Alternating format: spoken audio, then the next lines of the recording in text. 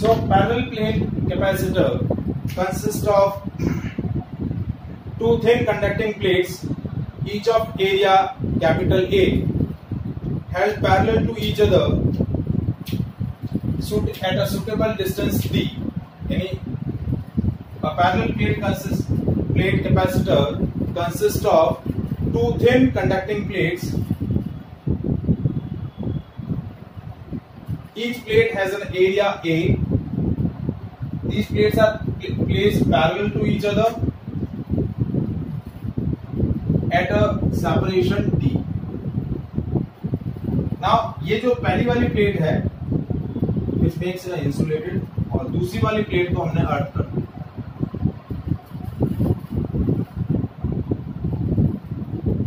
Now these plates are separated by a suitable dielectric medium. Now dielectric medium is either air, either mica, either paper, either glass,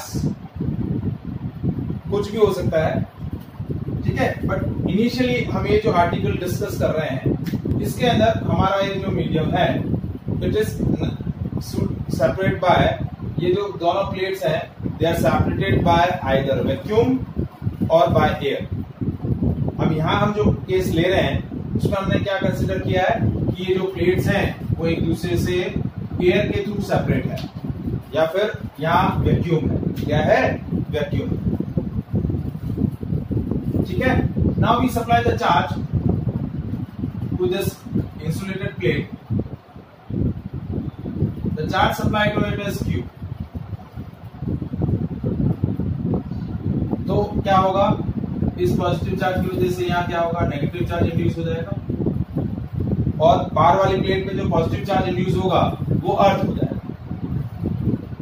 तो ये वाली plate आपकी क्या हो गई, positive charge हो गई इनर वाली फेज, और दूसरी प्लेट की इनर वाली फेज नेगेटिव चार्ज. हम यहाँ क्या ले रहे हैं, जो भी इंफॉर्मेशन हमने यहाँ बोली है, एरिया ऑफ ईच प्लेट हम यहाँ लिख देते हैं, ये है सेपरेशन बिटवीन प्लेट्स D है, and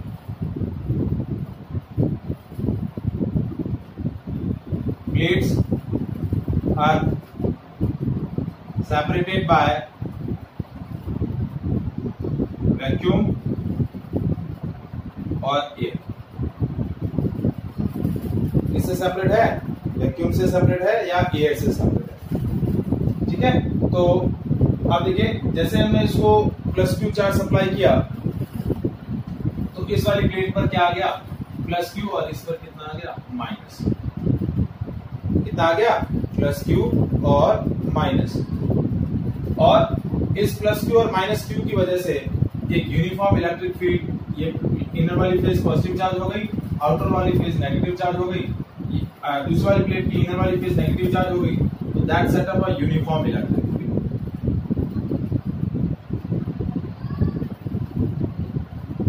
uniform electric field is from negative plate, positive plate to negative plate. ये आपका इलेक्ट्रिक फील्ड. क्या सेटअप हो गया, electric field. Electric field set up between the plates. Now electric field intensity between the plates is E. क्या है, E. और E की value क्या हो जाएगी, E is equals to sigma upon epsilon, where sigma is surface charge density. अब बता सकते हैं कि ये electric field sigma upon epsilon not कैसे आया.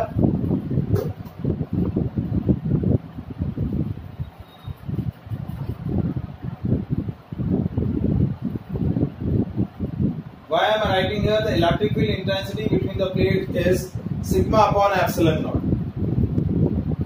कोई बताएगा?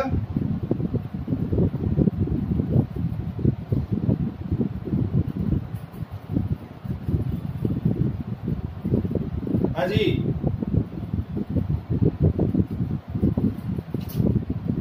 Hello.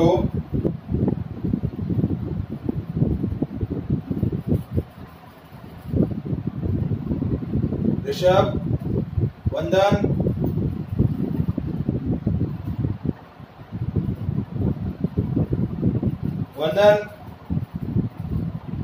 Electric field due to the plates, यदि आपको याद हो कंडक्टिंग प्लेट्स तो शायद आपको कुछ याद आ जाए।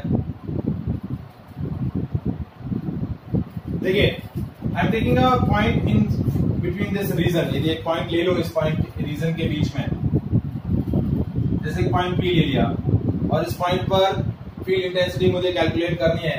यदि इसकी सरफेस चार्ज डेंसिटी सिग्मा है और इसकी माइनस सिग्मा है, क्योंकि इसको इस पर प्लस क्यू चार्ज है, इस पर माइनस क्यू चार्ज है, तो इस प्लेट का सरफेस चार्ज डेंसिटी हो गया क्यू सिग्मा और इसका हो गया minus sigma.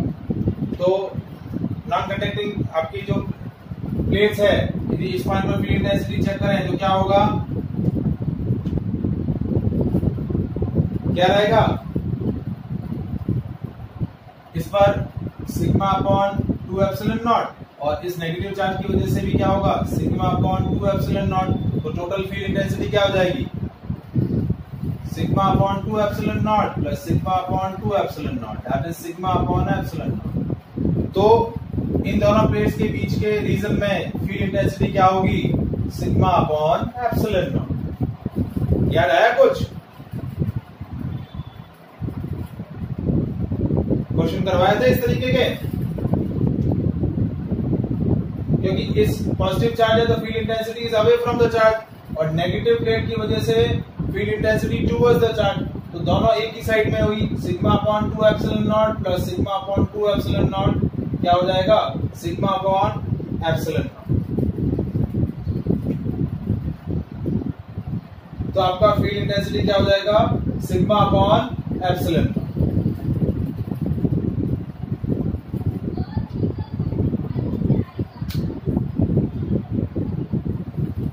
Sigma upon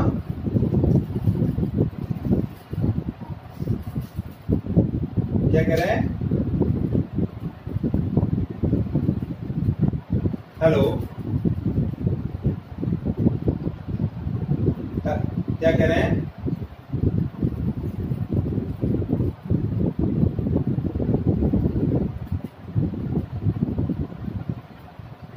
four epsilon naught तो कहीं होता ही नहीं है। सिग्मा अपॉन 2 एप्सिलॉन नॉट और सिग्मा अपॉन एप्सिलॉन नॉट,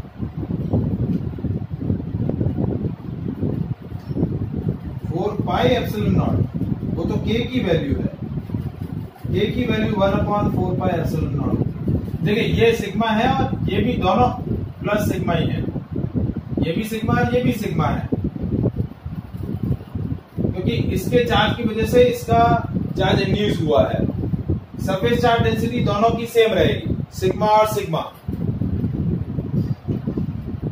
तो इसमें क्या आएगा, सिग्मा अपॉन एप्सिलॉन नॉट आ जाएगा और बाहर के पॉइंट्स पर फील्ड 0 होगा। तो इन बिटवीन रीजन आपका फील्ड इंटेंसिटी कितना हो गया, sigma upon epsilon not. Is it clear? ठीक है। अब ये इलेक्ट्रिक फील्ड इंटेंसिटी से क्या आया, potential difference between plates. Electric field intensity calculate करने के बाद हम क्या कैलकुलेट करेंगे, potential difference between the plates. तो पोटेंशियल डिफरेंस क्या हो गया, V = E × D। देखिए यूनिफॉर्म इलेक्ट्रिक फील्ड है तो पोटेंशियल डिफरेंस भी कांस्टेंट रहेगा। तो कांस्टेंट पोटेंशियल डिफरेंस कैसे लिखेंगे, पोटेंशियल डिफरेंस V हो गया, क्योंकि ये प्लेट का पोटेंशियल V है और इसका पोटेंशियल 0 है, तो इसलिए पोटेंशियल डिफरेंस हमने क्या लिख दिया, V लिखा, क्योंकि नॉर्मली इलेक्ट्रिक पोटेंशियल को हम V से डिनोट करते हैं और पोटेंशियल डिफरेंस को डेल्टा V से रिप्रेजेंट करते हैं। लेकिन इसका पोटेंशियल V है और ये अर्थिंग है तो इसका पोटेंशियल 0 है, तो पोटेंशियल डिफरेंस क्या हो गया, V - 0 यानी V।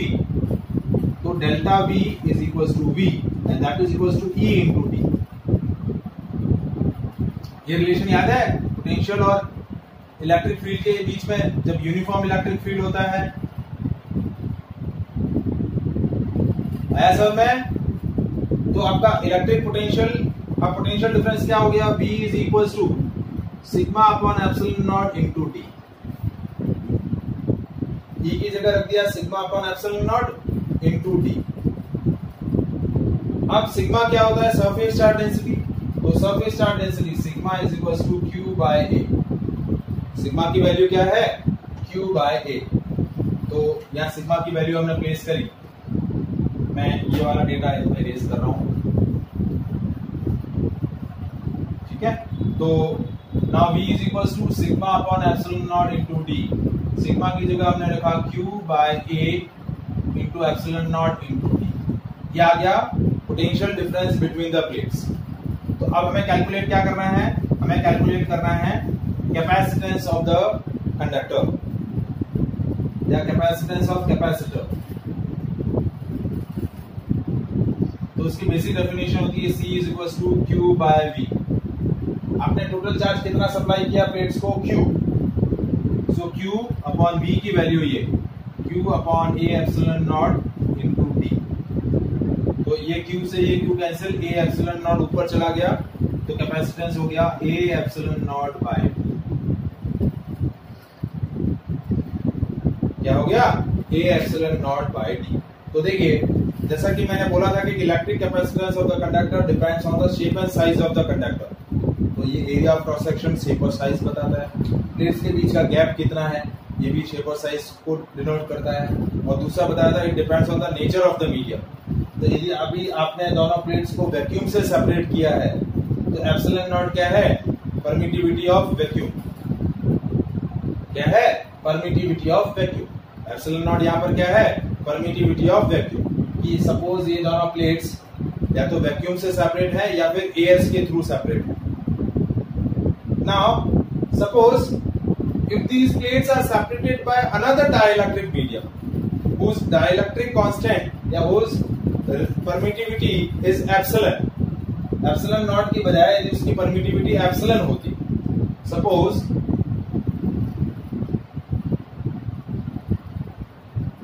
these plates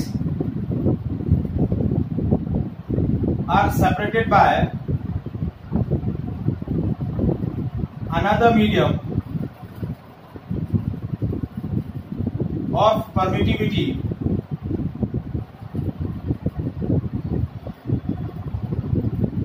epsilon।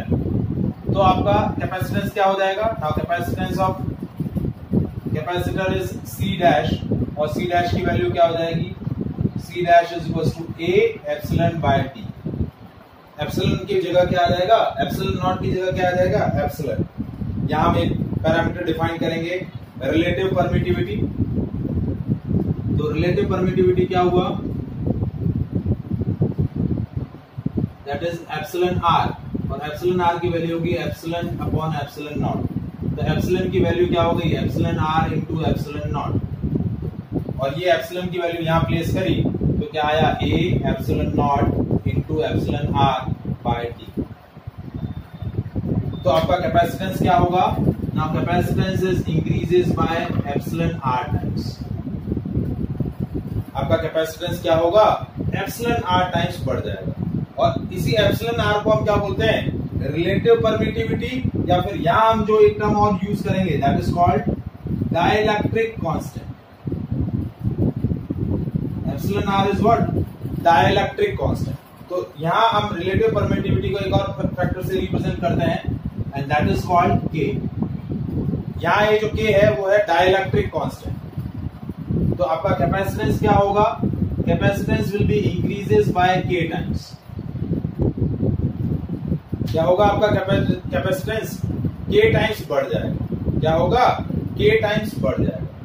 यदि आप इस प्लेट्स के मीडियम को चेंज करेंगे तो आपका कैपेसिटेंस जो है वो क्या होगा, पैरेलल प्लेट कैपेसिटर्स का इंक्रीज हो जाएगा whenever you are using a different medium. एक तो शेप और साइज चेंज करने पे चेंज हो सकता है, मींस आप प्लेट्स का area of cross section change कर रहे हो, प्लेट्स के बीच का गैप चेंज कर रहे हो, तब आपका कैपेसिटेंस चेंज होगा। और दूसरा आपका कैपेसिटेंस कब चेंज होगा, जब आप इन प्लेट्स के बीच का मीडियम चेंज करोगे।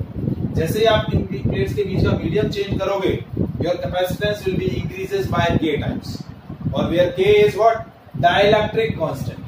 K की वैल्यू क्या होगी, डिफरेंट मीडियम के लिए K का वैल्यू अलग रहेगा। एयर के लिए K की वैल्यू 1 होती है, पेपर के लिए अलग होगी, माइका के लिए अलग होगी, ग्लास के लिए अलग होगी, और कोई दूसरा मीडियम होगा तो उसके लिए K की वैल्यू क्या रहेगी, डिफरेंट रहेगी। Is it clear?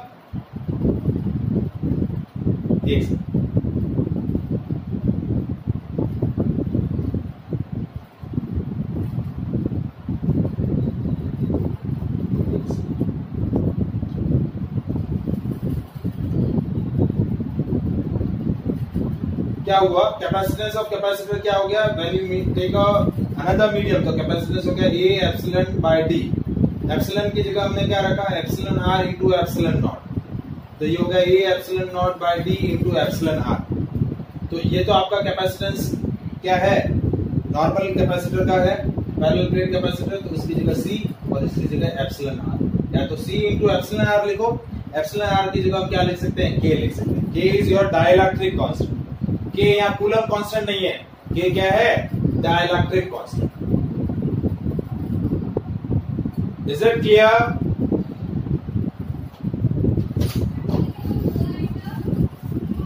Is any doubt? ठीक है, सो that is the capacitance of parallel plate capacitor, A epsilon naught into D. और यदि कोई दूसरा मीडियम होगा तो उसका फॉर्मूला क्या हो जाएगा, C dash is equal to A epsilon naught by D into K. और यदि आपका प्लेट्स वैक्यूम के थ्रू सेपरेटेड है तो ये हो जाएगा A epsilon naught by D. Is it clear? Is any doubt? ठीक है, now we'll move to the another capacitance, छोटा सा टॉपिक है, capacitance of spherical conductor.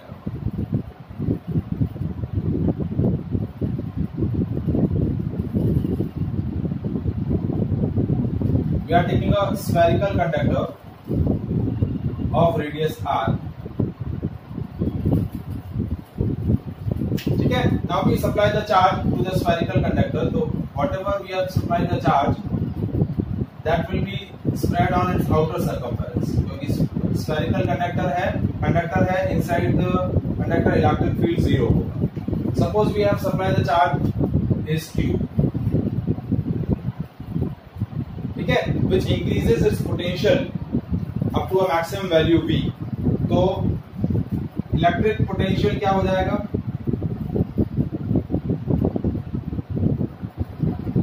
Electric potential of spherical conductor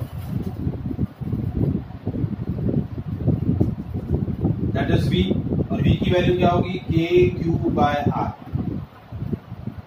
क्योंकि इनसाइड इलेक्ट्रिक फील्ड 0 है तो inside या surface पर पोटेंशियल की वैल्यू सेम रहेगी, और वो वैल्यू क्या होगी, के क्यू बाय आर, या फिर हम इसको लिख सकते हैं Q upon 4 pi epsilon naught into R. ये हो गया आपका पोटेंशियल। अब आपको क्या कैलकुलेट करना है, इसका कैपेसिटेंस कैलकुलेट करना है। तो कैपेसिटेंस का डेफिनेशन क्या होता है, capacitance is C, and C is equal to Q by V. Q की वैल्यू तो ये रही, और B की वैल्यू है Q into 4 pi Q upon 4 pi epsilon naught into R। तो Q से Q तो कैंसिल हो गया, कैपेसिटेंस क्या आ गया आपका, 4 pi epsilon naught into R। So that is the capacitance of spherical conductor.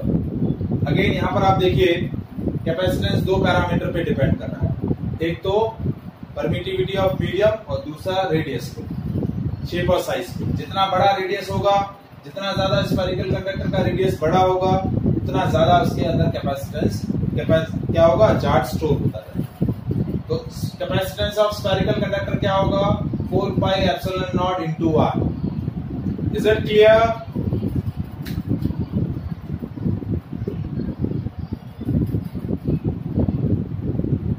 Is it any doubt? समझ में आया? बंधन समझ में आया आपको? ठीक है, सो that is about the capacitance of parallel plate capacitor and capacitance of spherical conductor. ठीक है, हम एक क्वेश्चन डिस्कस करते हैं।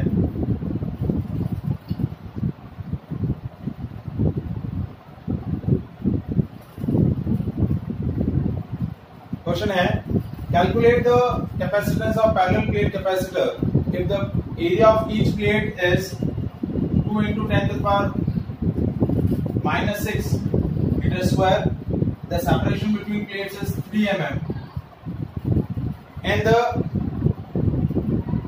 initially the plates are separated by air, so what will be its capacitance? पहला पार्ट ये है. Now suppose the plates are separated by another medium whose dielectric constant is 6, then what will be the new value of capacitance? दो part है. पहला question है, we are taking a parallel plate capacitor in which each plate has a cross section area A, which is 2 into 10 to the power minus 6 meter square.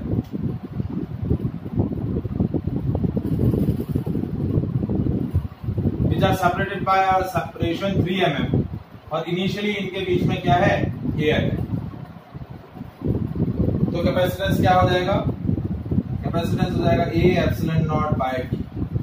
तो A की value देखिए, 2 into 10 to the power minus 6 into epsilon naught 8.85 into 10 to the power minus 12 upon 3 mm. तो 3 into 10 to the power minus, ये आपका capacitance आ जाएगा. Capacitance आया देखिए, C is equals to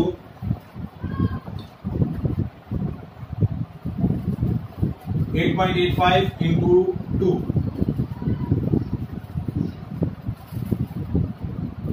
That is 17.7 into 10 to the power minus 15 by 3. ये आपका farad में. That will be the capacitance in farad. Is that clear?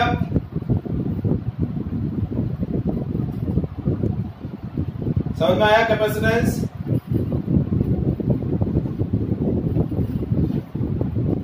ठीक है. अब सेकंड पार्ट है कि इन दोनों प्लेट्स के बीच का जो मीडियम है वो एयर के बजाय मैं किसी और मीडियम में प्लेस कर दूं जिसका डाइलेक्ट्रिक कांस्टेंट क्या है?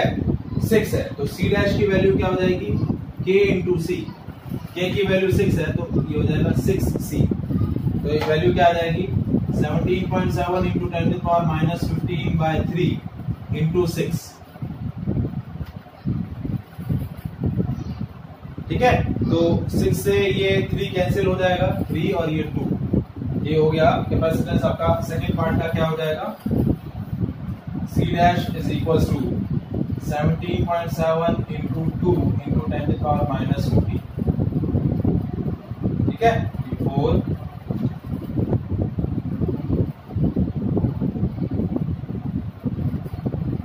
35.4 into 10 to the power minus 15 farad.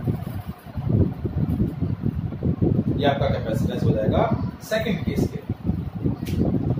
तो जैसे आपका डाइलेक्ट्रिक मीडियम होगा कैपेसिटेंस की वैल्यू क्या हो जाएगी? बढ़ जाएगी. मतलब हमने पूरा का पूरा स्पेस दूसरे मीडियम से फिल कर लिया है. यदि कुछ स्पेस दूसरे मीडियम से फिल करें और कुछ स्पेस में एयर या वैक्यूम प्लेस करें तो कैपेसिटेंस की वैल्यू अलग होगी. That we will discuss in the later on कि यदि पूरा स्पेस डाइलेक्ट्रिक मीडियम से फिल ना हो, कुछ डाइलेक्ट्रिक मीडियम से फिल हो और कुछ एयर या वैक्यूम से फिल हो, तो फिर कैपेसिटेंस कैसे चेंज होगा वो हम लेटर ऑन सेक्शन में क्या करेंगे? डिस्कस करेंगे. Is it clear? समझ में आया? What is capacitance?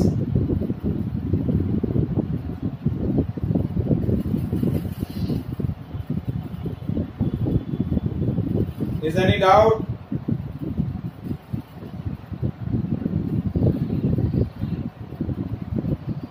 ठीक है.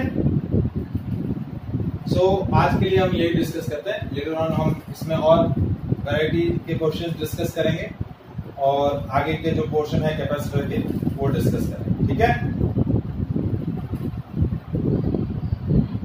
चलिए, ओके, थैंक यू.